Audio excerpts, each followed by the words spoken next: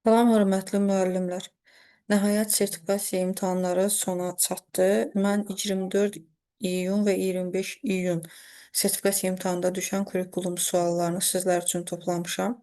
Və hər zaman olduğu kimi bildirirəm ki, istədiyiniz vaxt WhatsApp nömrəsi ilə əlaqə saxlayaraq bu yazdığım qeydi əldə edə bilərsiniz tam təmənnasız şəkildə. Bəzən baxıram, müəllimlər bildirirlər ki, məsələn, mənim imtahanımda bu düşmüşdü, bu düşməmişdi.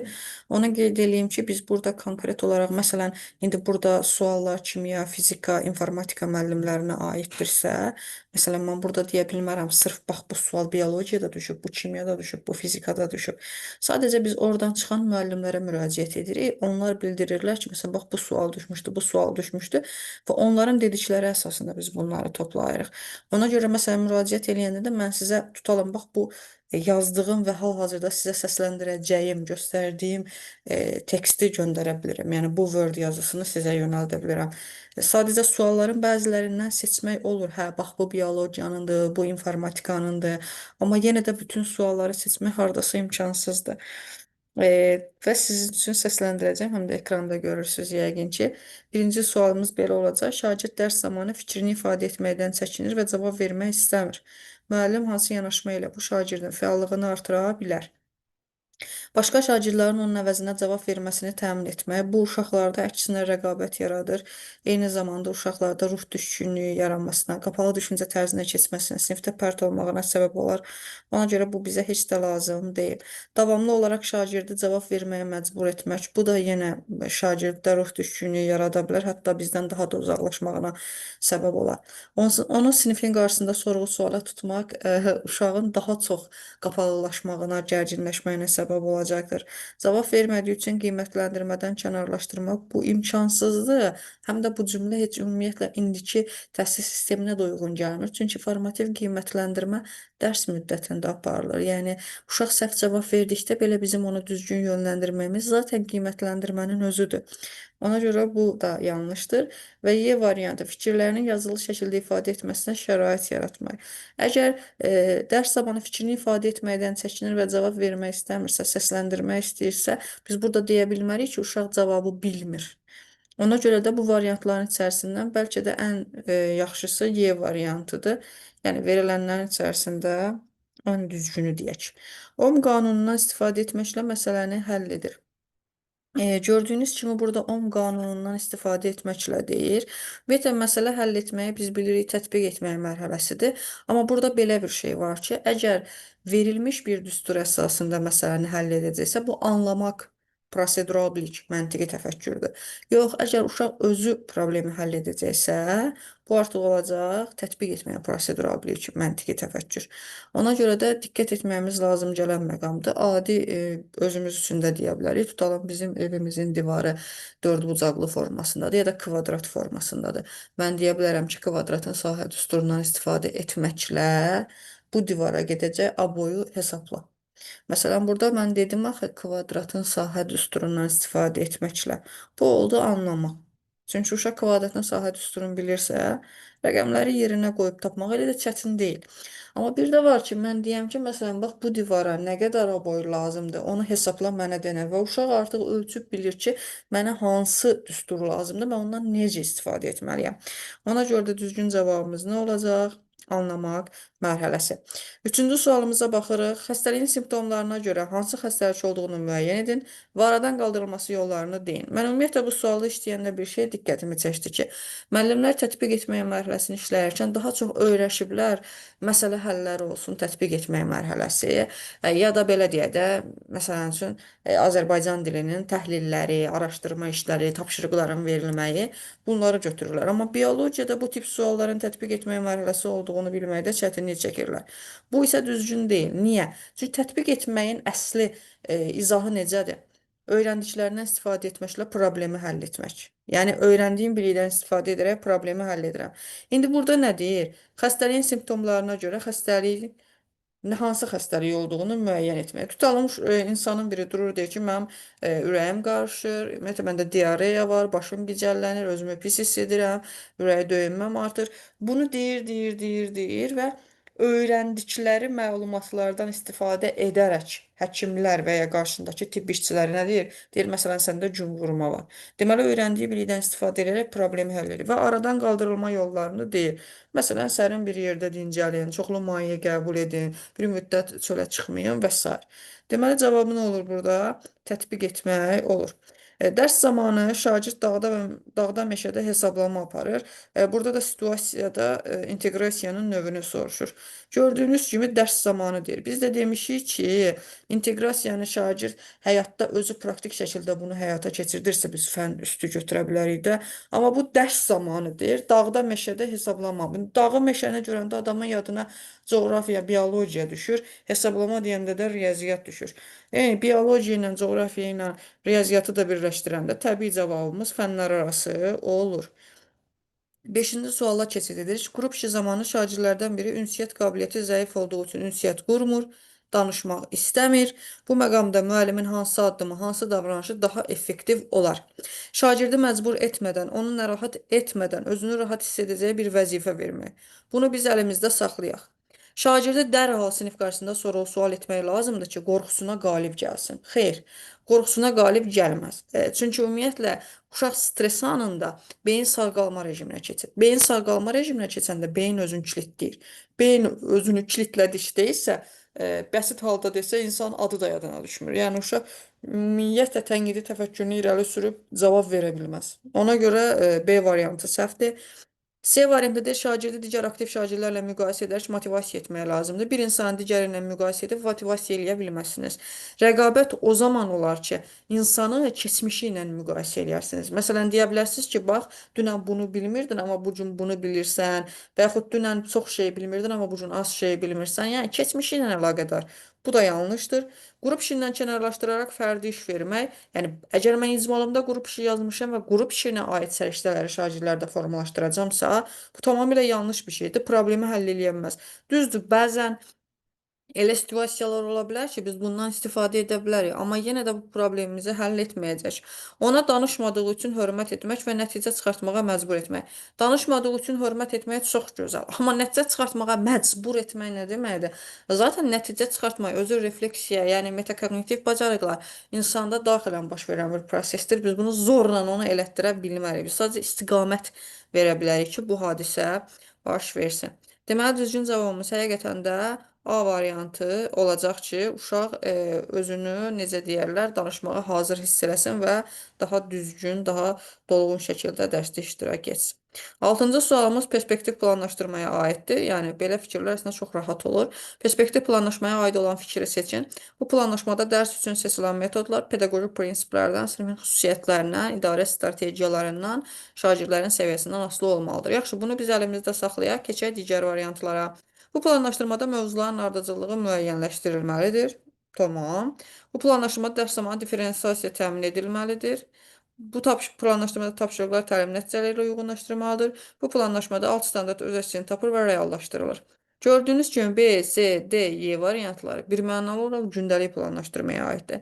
Yəni, mövzuların ardıcılığı gündəlik planlaşdırmada olur, diferensiasiya gündəlik planlaşdırmada olur, təlim nəticələrinin tapşırıqlarla uyğunlaşdırılması, belə deyək, yenə də gündəlik planlaşdırmada olur, alt standart öz əksini tapır və reallaşdırılır. Reallaşdırılma da bilirsiniz ki, zaten gündəlik planlaşdırmada olur. 7-ci sualımıza baxırıq. Deməli, 6-cı sualın cavabı A variantı oldu. 7-ci sualımız summativ qiymətləndirmə aid olan fikirləri seçin. Gəlin, baxaq görək summativə aid olanlar hansılardır. Birinci yarım ilin sonunda şagirdlərin hansı mövzunu nə dərəcədə qavradıqlarını müəyyənləşdirmək üçün keçirilir. Birinci yarım ilin sonunda. Nə dərəcədə səviyyə deməkdir. Birinci yarımın sonunda BSG deməkdir. Deməli, birinci düzdür. Müəllim hər bölməni keçməzdən əvvəl həmin bölümü üzrə bilikləri üzə çıxarmaq üçün keçirdiyi sual-cavab. Bu, diaqnostikdir.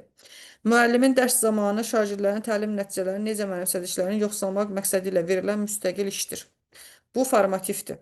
Bölmənin sonunda şagird nailiyyətini ölçmək məqsədi ilə müəllimin bütün dərsi formal müşahidəyə həsr etməsidir. Bölmənin sonunda KSG.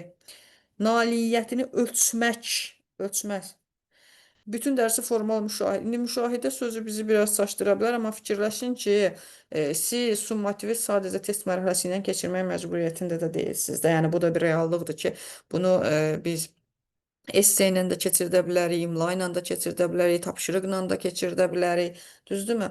Ona görə formal müşahidə bizi çaşdırmamalıdır. Bölmənin sonu, nailiyyəti ölçmək, bütün dərsi formal müşahidəyə həsr etməsi bizim üçün KSG-ni verir. 5-ci müstəqil iş zamanı müəllimin ayrı-ayrı şagirdlərin əvvəlki ilin mövzuları üzrə biliklərinin səviyyəsini müəyyənləşdirmək üçün şagirdlərlə apardığı əks əlaqədir. Bu da müəllim indi Allah canını sağ eləsin. Keçən illə belə deyək də keçən il keçdiklərini bir yoxlayıb hər halda ondan gələcəyi planlamağa çalışır.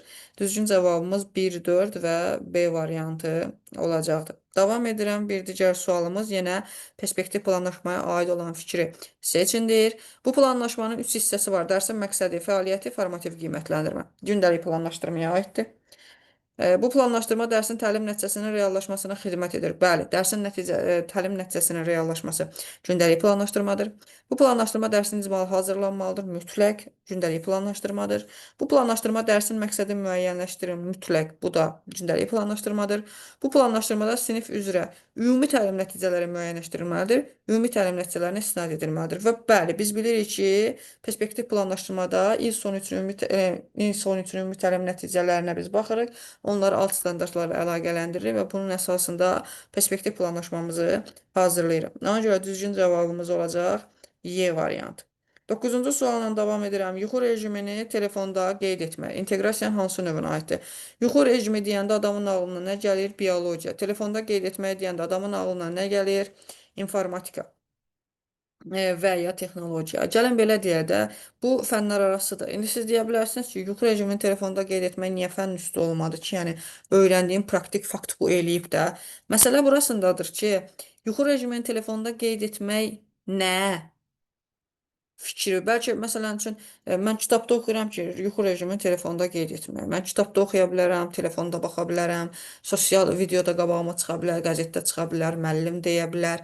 Yəni bu cümlə mənə onu vermir ki, məsələn şagird gecə yatanda, səhər duranda, zaryadkası bitəndə haçan bunu eləyib. Biz axı burada görmürük bu uşaq bunu eləyibmi, eləməyibmi. Sadəcə bir dənə fikir oxuyuruq da orada yuxu rejimi telefonda qeyd etmək hansıdır? Yəni situasiya fərqli qurulsaydı, məsələn desəydi ki, tutalım, atıram, Tural adında bir oğlan, belə deyək də, telefonun enerjisi bitdiyinə görə telefonu yuxu rejimini telefonda qeyd edir və s. Ya deyərdim ki, hə, bir insan bunu praktik eləyib.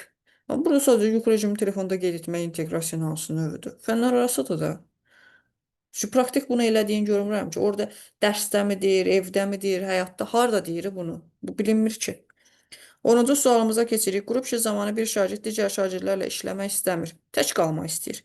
Müəllimin ən effektiv davranışı hansı olar? Qrupdan çıxararaq cəza vermək təbii ki, xeyr. Şagirdin narahatlığını anlayaraq əvvəlcə onu müşahidə edib, sonra onu mərhələli şəkildə qrup fəaliyyətlərinə daxil etmək. Digər şagirdlərin onu qrupdan uzaqlaşdırmasına icazə vermək yenə qətiyyən olmaz. Tək qalmaq istəyinə fikir verməyərək onu məcburən qrupa salmaq əlbəttə olmaz. Onun davranışını kobudluq adlandıraraq valideynə bildirmək olmaz. Əgər bir problem varsa, problemi həll etmək lazımdır. Daha da böyütmək, uşağı pərt eləmək, ona qarşı bullying istifadə nəticə etibarilə tək fiziki bullying olmur ki, psixoloji şiddət göstərmək də buna aiddir. Verbal cəhətdən də bullying göstərə bilərik. Ona görə də bizim düzgün cavabımız B variantı olacaqdır. 11-ci sualımıza baxırıq. Müəllim sinifdə zəif nəticə göstərən şagirdin potensialını artırmaq istər. Bu məqsədlə hansı davranış daha məqsədə uyğundur? Daim cəza verməklə məsuliyyət hissini artırmaq, hər nə qədər skinner cəza verməklə insanlar istədiyi kimi formalaşdıra biləcəyini desə də, bu bizə aid deyil. Ona görə nə etməliyik? Zəif nəticə göstərən şagirdin potensialını artırmaq üçün belə bir yola əl atmırıq. Şagirdin zəifliyini sinif qarşısında qabartmaq, uşaq tamamilə qapalı düşüncə tərzindən keçər, tamamilə sizdən uzaqlaşar, dərsdən uzaqlaşar, heç ümumiyyətlə məktəbə gəlmək istəməz. Ona görə B variantı da düzgün deyil. Onu daha bacarıqlarla şagirdlərlə müqayisə etmək, bu həmin uşağı daha çox özünü bərbad hiss etməyinə səbəb olacaqdır. Ona görə qəti şəkildə bu yola da əl atmırıq.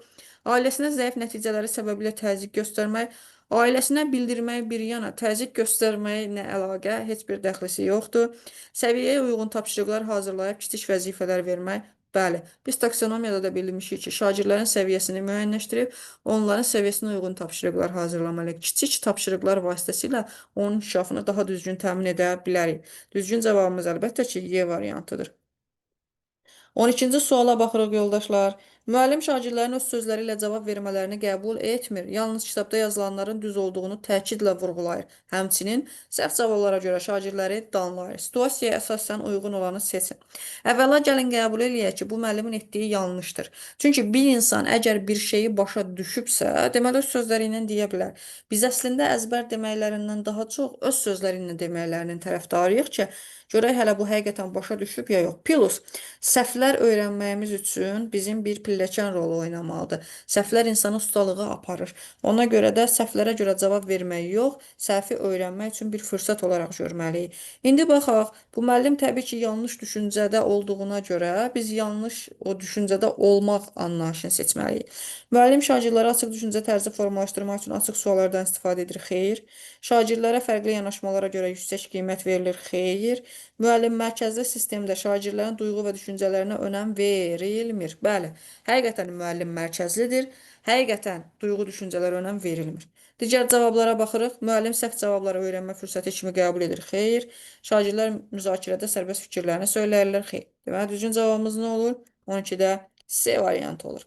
13-cü suala baxırıq. Ayrı-ayrı heyvan siniflərinin oxşar və fərqli cəhətlərini müqayisə edib səbəblərini izah edin. Olsun, bu da təbii olacaq bir mənalı olaraq anlamaq mərhələsi. Çünki ayrı-ayrı heyvan siniflərinin oxşar və fərqli cəhətlərini müqayisə edib səbəblərini izah etmək elə kitabda var olduğuna görə anlamaq mərhələsinə aiddir. 14-cü sualımıza baxırıq. Formativ qiymətləndirməyə aid olmayan fikri müəyyən edin. Öyrənməni təmin edən qiymətləndirmədir. Müstəqil öyrənməni təmin edən qiymətləndirmədir. Şagird fəaliyyətini izləyən qiymətləndirmədir. Risk tələb edən qiymətləndirmədir. Şagirdi olduğu yerdən hədəfə aparan qiymətləndirmədir. Valla formativ qiymətləndirmə heç cür risk tələb etmir. Heç buna ehtiyac da yoxdur. Ona görə 14-cü sualımızın cavabı olacaq D variantı. 15-ci suala baxırıq. Qrup işi zamanı qrup lideri dominantlıq edir. Digər şagirdlərin qrup işində fəal olmasına şərait yaratmır. Müəllim bu zaman nə etməlidir? Müəllim qrup liderini digər şagirdlərlə motivasiya qurmağa yönləndirməlidir, antipatiya qurmağa yönləndirməlidir, simpatiya qurmağa yönləndirməlidir, refleksiya qurmağa yönləndirməlidir, empatiya qurmağa yönləndirməlidir. Çox gözəl cavab variantları var. Təbii ki, cavabımız empatiya qurmaqdır. Yəni, burada sadəcə sözlərin mənasını bilmək daha yaxşı. Çünki lider dominantlıq eləməyə çalışır, ön plana özünü atıb o digər şagirdləri. Yəni, orada liderlik anlayışını demək olar ki, düzgün biraz başa düşməyib, özünü ön plana çəkib, digərlərinə çox da hörmətlə yanaşmır. Ona görə empatiya qurmaq, formalaşdırmaq lazımdır ki, yəni belə olmaz. 16-cı sualla davam edirik. Effektiv müəllim-şagird münasibətinə uyğun gələn situasiyanı müəyyən edin. Bu situasiya biraz yarımçıqdır. Amma yenə də variantları təhlil edəndə çox güman ki, özünüz də biləcəksiniz ki, düzgün olanı hansıdır. Etnik və milli mənsubiyyət öyrənmə çətinliklərinin olması kimi amillər şagirdin bullyingə məruz qalmasına təsir edə bilər. Həqiqətən də bullyingin yaranma səbəblərindən bir neçəsi uşaqların etnik və milli mənsubiyyətlərinin fərqli olması və öyrənmə çətinliklərinin olmasıdır. Ola bilər talış ola bilər, avar ola bilər, udin ola bilər, fərqi yoxdur, tat ola bilər, tatar ola bilər, heç bir fərqi yoxdur. Və yaxud da ki, milli mənsubiyyəti fərqli olsun, nə bilim, öyrənmə çətinliyi, introvert, ekstravert, get cavab verən, əqli qüsurluq, hətta varlı kasıb olmaq belə məhz bullyingə məruz qalma yollarından biridir. B variantına baxaraq müəllimin sinifdə davamlı olaraq çobud ifadələrdən istifadə etməsi şagirdə qeyri-verbal bullyingə məruz qoyması deməkdir. Əzizim, çobud ifadələrdən istifadə eləmək verbal bullyingdir, qeyri-verbal deyil, ona görə B variantı səhvdir. Tez-tez ümumi valideyn iclasları keçirməklə valideyn məktəb əlaqələrini gücləndirmək olar. İnandırım sizə ki, tez-tez ümumi valideyn iclası keçirməklə məktəb valideyn münasibətini siz ancaq poza bilərsiniz. Ümumiyyətlə, tez-tez valideyn iclası etməkdən çəkinmək lazımdır. Yəni, bu düzgün yanaşma deyil. Göz kontaktı və gülümsəmə effektiv müəllim-şagird münasibətinin qurulmasına müsbət təsir göstərmir. Göstərir. Onu kim deyir? Göstərir. Müəllim yalnız şagirdin davranışı və ya akademik göstəricilərlə bağlı problem və ya narahatlıq yarandıqda valideynlərlə əlaqə saxlamalıdır. Xeyr, müəllim ümumiyyətlə dərs ilə başlayandan valideynlə düzgün pozitiv münasibət qurmalıdır. Müəllimin valideynlə əlaqə qurması üçün xüsusi bir şeyin olmasına ehtiyac yoxdur. Ona görə düzgün cavabımız A variantıdır. Sadəcə yenə də deyirəm, bu situasiyada yəni sualın qoyuluşunda bir belə deyək də, yəni biz də bunu müəllimlərdən soruşub alırıq deyə bir balaca problem var. Amma gəlin bir şey qəbul eləyək ki, variantlara çıxdaş eləyəndə həqiqətən görürük ki, burada bir dənə düzgün variant var, o da A variantı. Davam edirik 17-ci sualla. Xəstənin əlamətləri əsasında onda hansı xəstənin olduğunu müəyyən edin, səbəblərini izah edin və sağalması üçün müəyyən təkliflər irəli sürün. Altdakı situasiyanın yenə eynisi. Xəstəliyin əlamətləri əsasında onun xəstəliyin olduğunu, yenə də xəstə əlamətlərini deyir.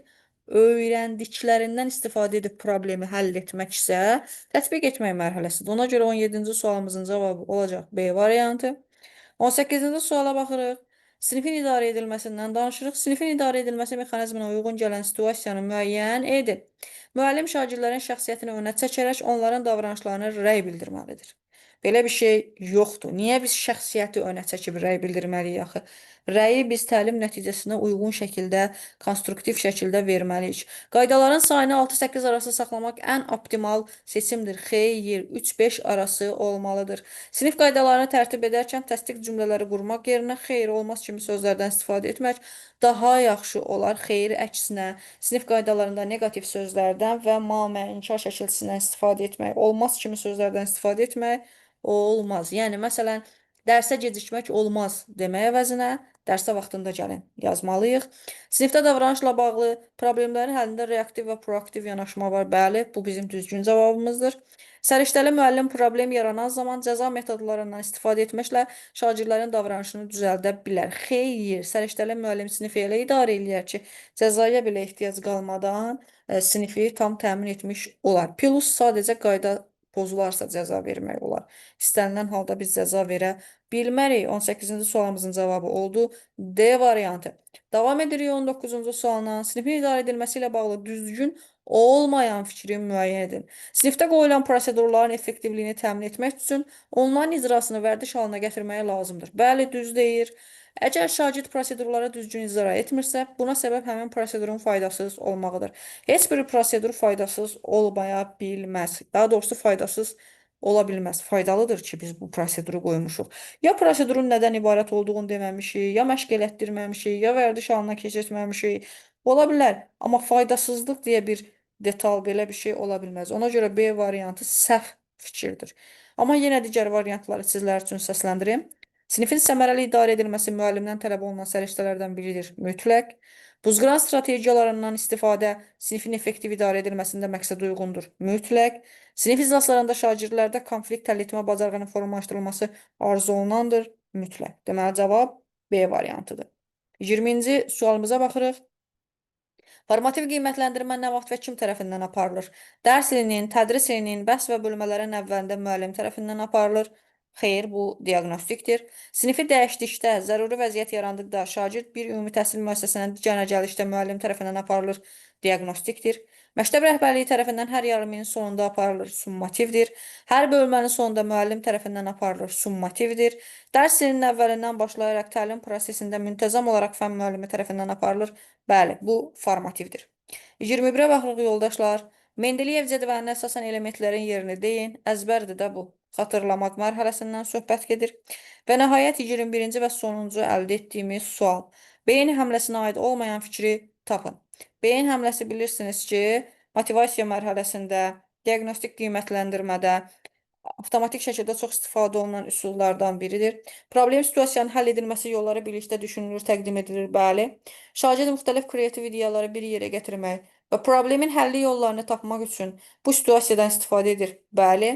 Qruplara bölünmüş şagirdlər öz mövqelərini arqumentlərlə bildirirlər. Xeyr, bu debata aiddir. Şagirdlər prosesdə bir-birlərini cavab və fərziyyələrini dinləyirlər, bəli. Motivasiyada istifadə edilən ən yaxşı üsuldur, bəli. Deməli, cavabımız nə oldu? C variantı. Öz mövqelərini arqumentlərlə bildirmək artıq debata aid bir anlayışdır. Bu da bizim Sertifikasiyamızın sonuncu 24-25 iyun keçirilən test imtahanında düşən kurikulum sualları idi. Belə dinlədiyiniz üçün təşəkkür edirəm və təkrar bildirirəm ki, kimlərsə əldə etmək istəsə heç çəkinmədən WhatsApp nömrəmizə əlaqə saxlaya bilər.